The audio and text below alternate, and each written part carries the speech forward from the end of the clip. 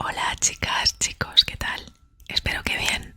Hoy os traigo a mi canal una colaboración con mi amiga y amada Honeymoon, Honeymoon ASMR. Casi todos la conocéis, pero es verdad que como somos tan amigas, nunca hacemos colaboraciones ni nada. Y hoy os la traigo por aquí para que pues os cuente unos datos curiosos y cuando ella se vaya vuelvo yo a daros más datos curiosos. Ya sabéis que su canal es la hostia, tiene allí pues un montón de vídeos de psicología porque ella pues es psicóloga licenciada, puede hablar de lo que le dé la gana de ese tema. Entonces tiene un montón de vídeos de psicología, también tiene vídeos hablando de cine, que le apasiona el cine, las series y todo esto, y también tiene pues vídeos de unboxing, lecturas, bueno, tiene un montón de cosas. Los pocos que no la conozcáis, ir a su canal, que os dejo todo aquí, y por ahí en un comentario que la voy a fijar para que los vagos puedan ir a su carita y ya está. Así que os dejo con ella, ahí la tenéis. Hola, pues nada, yo soy Unimo y estoy aquí en el canal de Alba, que supongo que ella ya me ha presentado, así que vamos a darle caña a este 5 y 5, en total 10 cosas que no sabías con mi amorcita Albita. Espero que os guste mucho y vamos a empezar con algo sencillo y algo bonito, que es una palabra que he encontrado llamada arrebol. Arrebol, que estoy segura de que es algo que la gran mayoría no hemos escuchado o no tenemos costumbre de usar este término, pero estoy segura de que hemos podido apreciarlo. Y es que arrebol hace alusión al color rojizo que podemos observar en las nubes cuando son iluminadas por los rayos de sol. Y esto especialmente lo vemos en el amanecer y también en la caída de la tarde. Salen aquí además algunos refranes, no sé si pone que son refranes españoles, no sé si en Latinoamérica tenéis algún refrán así, pero bueno, por lo visto quieren indicar el diferente estado atmosférico que anuncian los arreboles según la hora, el clima y según la situación. Por ejemplo, arreboles al anochecer, agua al amanecer; arreboles al oriente, agua amaneciente; arreboles a todos cabos, tiempo de diablos; arreboles de la mañana a la noche son agua; arreboles de la noche a la mañana son soles. Me encanta porque algunos son contradictorios y todo, pero bueno, para que sepáis, esto se llama de color rojizo, de las nubes se llama, sí señor, arrebol. Y yo os voy a poner aquí para que podáis verlo, porque a mí me mola mucho poner imágenes mientras voy hablando, que es, bueno, la verdad es muy bello de ver, muy común cuando hay buen tiempo. Pues esto que podéis apreciar aquí, este tono rojizo que tienen las nubes gracias a que les atraviesan los rayos de sol, lo conocemos como arrebol. Y vamos con el siguiente término, que este ya es un poquito más lúgubre, porque a mí también me mola lo lúgubre. Supongo que Alba también, con su sección de crímenes, ella también tiene ahí un punto oscuro. Agua tofana. Agua tofana, que estamos hablando nada más y nada menos de un veneno, también llamado como manna di San Nicola, que significaría agua tofana en italiano. Tomó su nombre de Giulia Tofana, que fue una química profesional italiana famosa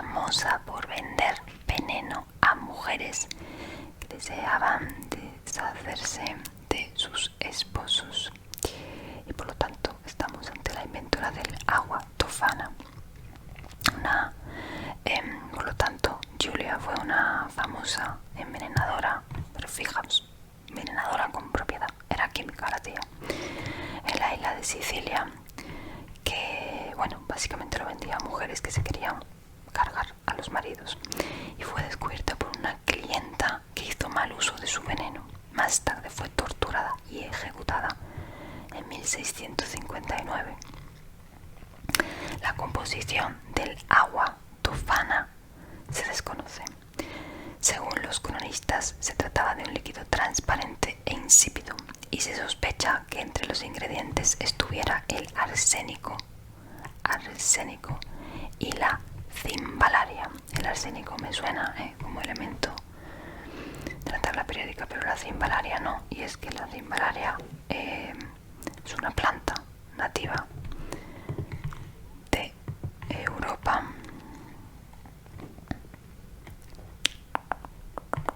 y aunque tiene también buenos usos como ser un diurético o un antiescorbútico, básicamente se desaconseja su uso y se considera una mala hierba. Es una planta invasora además, pues se piensa que quizá la agua tofana fuese hecha con arsénico y cimbalaria. Las confesiones de Iulia Tofana antes de su ejecución dieron a entender que era una mezcla de esencias vegetales. Las dosis en que se administraba determinaba la aparición de los síntomas y la velocidad con la que llegaba a la muerte. En ocasiones se decía que simplemente aceleraba efectos de alguna otra enfermedad pasiva a la víctima. Sea como sea, no quedaban en el cadáver rastros detectables por los médicos de la época. El agua tofana terminó llegando al continente europeo. Algunos historiadores mencionan que fue a través de Nápoles, donde se le conoció como Acqua di Napoli y Acqua de San Nicola di Bari, y otros la ubican en Perugia. Quizás su víctima más famosa, ojo cuidado, pudo haber sido Wolfgang Amadeus Mozart, según creencia del propio Mozart, aunque toda esta historia carece de base documental. Una de las múltiples teorías de su muerte sugiere que fue víctima de un envenenamiento lento con agua tofana. De hecho, en los diarios de Mary y Vincent Novello, fundadores en el siglo XVIII de la moderna industria de edición musical en Inglaterra, figura la entrevista que le hicieron en 1829 en Austria a la vida de Mozart, Constance, en la cual declara que 6 meses antes de morir el célebre autor tenía la horrenda impresión de haber sido envenenado por desconocidos con agua tofana. Así que ahí va eso, y continuamos porque os traigo fenómenos meteorológicos, porque os voy a hablar del destello verde, destello o rayo verde, que es un fenómeno óptico atmosférico que ocurre poco después de la puesta de sol y poco antes de la salida de la luna, en el cual se puede ver un punto verde, normalmente solo por 1 o 2 segundos sobre la posición del sol. Yo he intentado verlo, pero no lo he conseguido. También se puede ver como un rayo verde que sale desde el punto donde se ha puesto el sol. Los destellos verdes en realidad son un grupo de fenómenos que surgen por distintas causas, algunas causas más comunes que otras. Esos destellos se pueden observar desde cualquier altitud, también desde un avión, y normalmente se ven cuando el horizonte no presenta obstáculos, como por ejemplo en el mar, tanto el océano que tanto le gusta a pero aparecen también sobre nubes y sobre montañas. También se puede ver un destello verde producido por otros objetos brillantes en el horizonte, la luna, Venus o Júpiter. Este concepto de destello o rayo verde fue popularizado por la novela El rayo verde de 1882 de Julio Verne, en la que se describe su color como un verde que ningún artista podría jamás obtener en su paleta, un verde del cual ni los variados tintes de la vegetación ni los tonos del más limpio mar podrían nunca producir un igual. Si hay un verde en el paraíso, no puede ser salvo de ese tono, que muy seguramente es el verdadero verde de la esperanza. Bueno, o sea que se motivó un montón.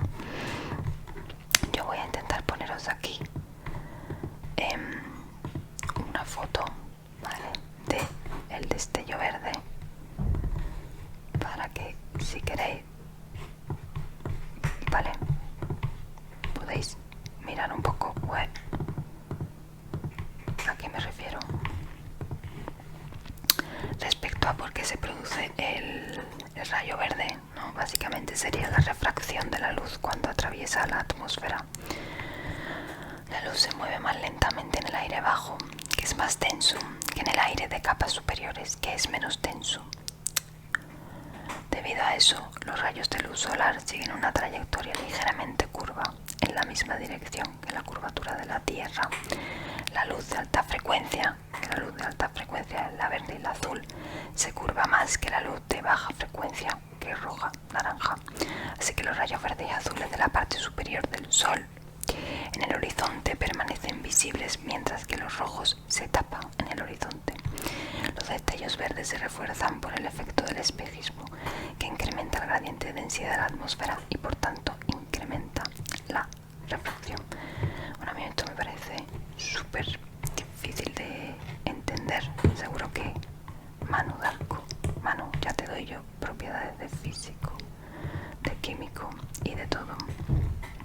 Voy a poneros otra imagen en la que creo que se aprecia de forma muy bonita. Mirad, ¿veis? Es justo encima ese rayo verde, ¿no? Ay, muevo sin querer mi imagen, perdón. Bueno, si no me conocéis, ya me estoy conociendo, que soy especialmente torpe.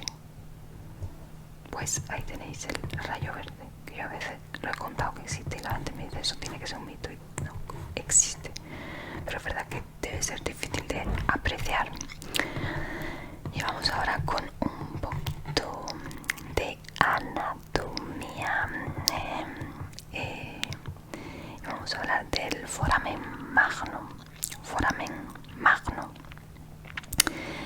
Foramen magnum, también llamado agujero magno o agujero occipital, es el nombre del orificio mayor situado en la parte posterior inferior del cráneo, es decir, nuestra base del cráneo, ¿no? Si tuviésemos un cráneo, pues en esta parte, en la base, piso temporo occipital, a través del cual se establece la continuidad del sistema nervioso central hacia el raquis, la columna vertebral.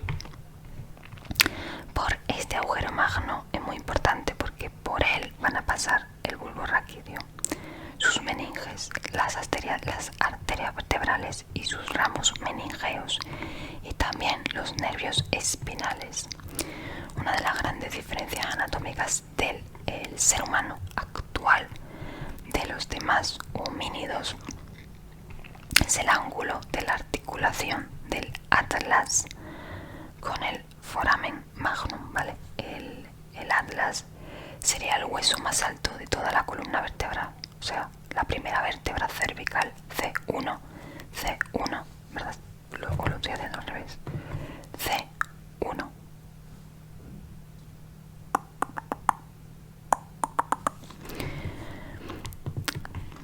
Pues nosotros los seres humanos tenemos el ángulo del atlas con el foramen magnum diferente, porque en los homínidos el atlas articula en un plano oblicuo.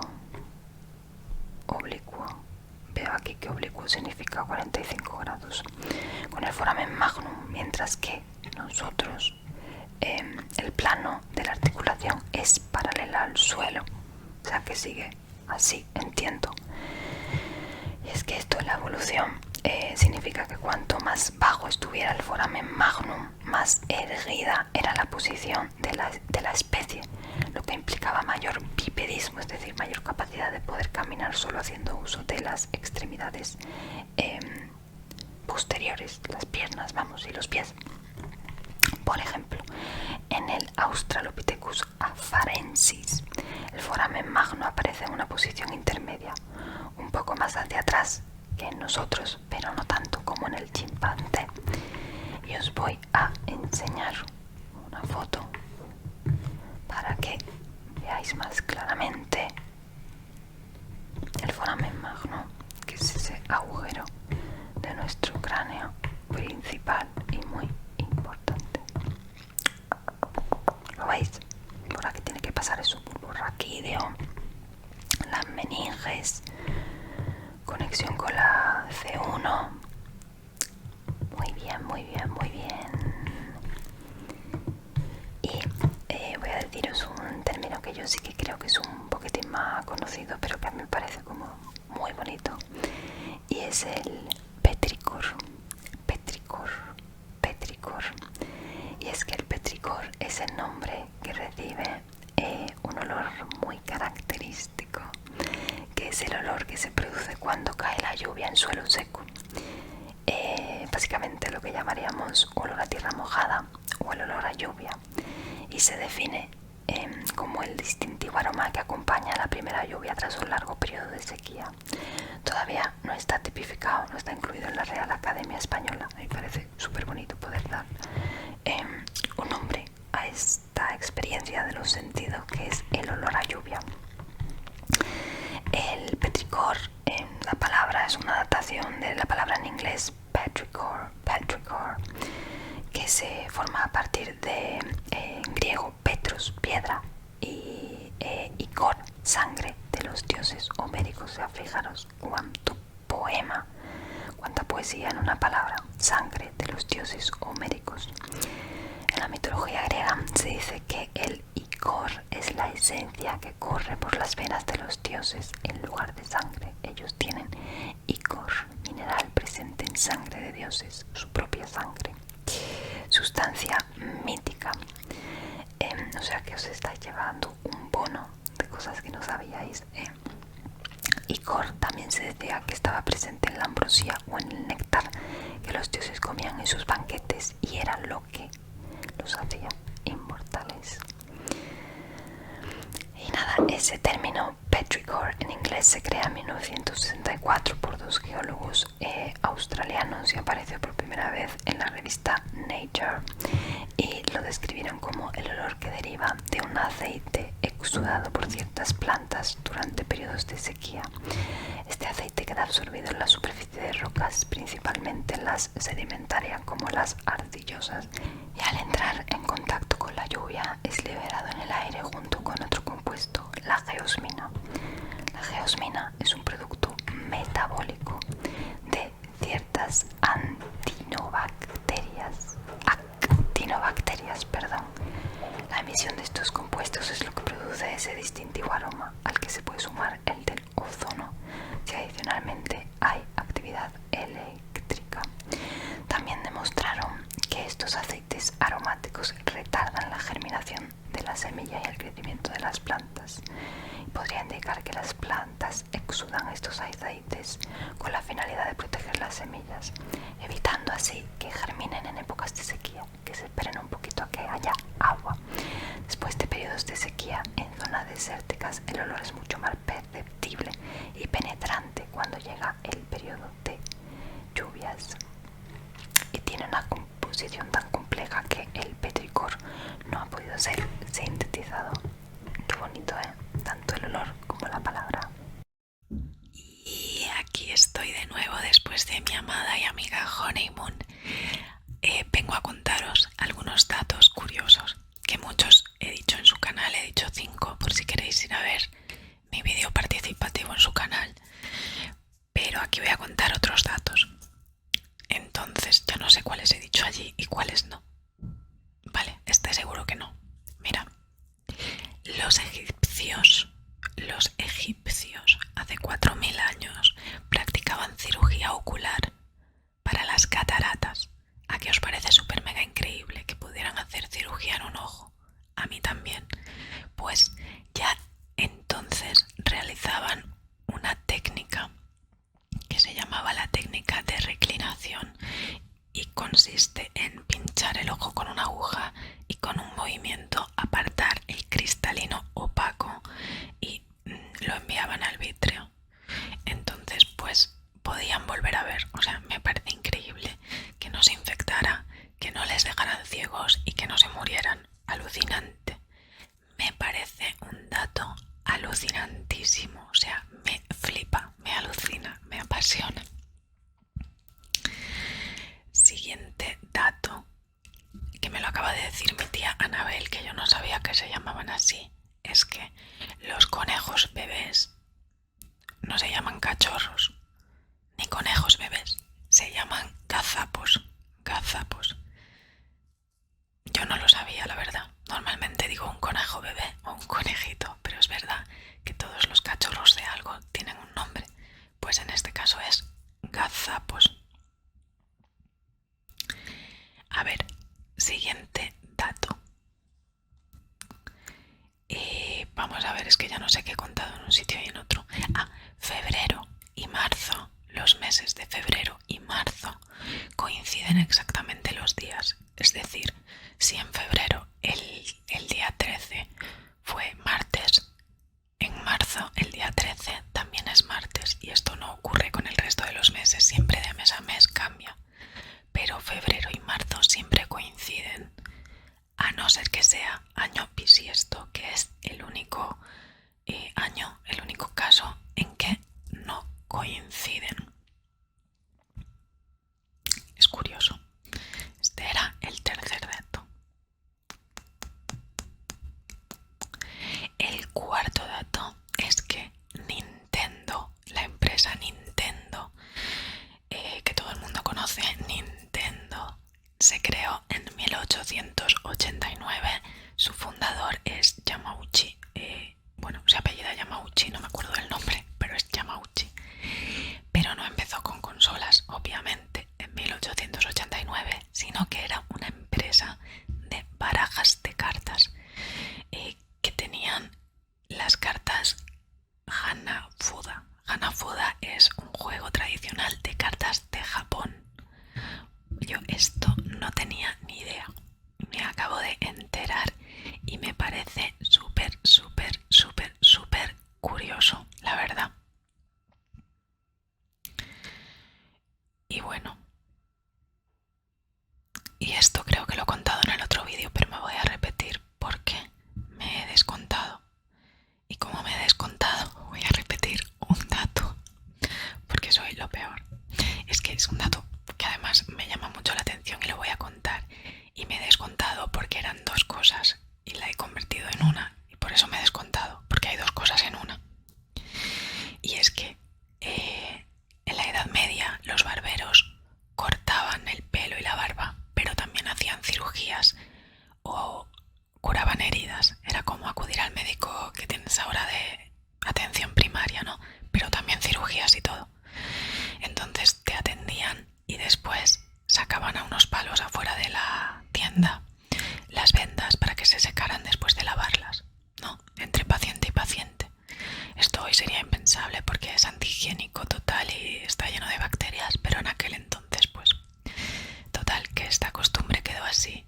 Y posteriormente las barberías tenían este símbolo que aún tienen hoy en día la mayoría, que es como un palo que gira a la pantalla azul, rojo y blanco. Obviamente en aquel entonces no giraba, claro, pero era simbólico por el blanco, por el color de las vendas, el rojo por el color de la sangre y el azul por el color de las venas. Y se quedó ese símbolo porque, claro, mucha gente no sabía leer, había mucho analfabetismo en esa época y así podían reconocer en qué sitios era una barbería médico, vaya, o sea, médicos barberos, barbería cirugía, barbería, ¿cómo se llamaba eso? Bueno, no tenía un nombre, pero era barbería cirugía, ¿no? Si te cortabas, pues ibas allí a coserte los puntos, digamos, hacerte las curas, cualquier cosa. Y nada, hasta aquí mis datos curiosos de hoy. Decidme si sabíais muchos, decidme qué os ha parecido y muchas, muchas, muchísimas gracias por estar ahí. Adiós.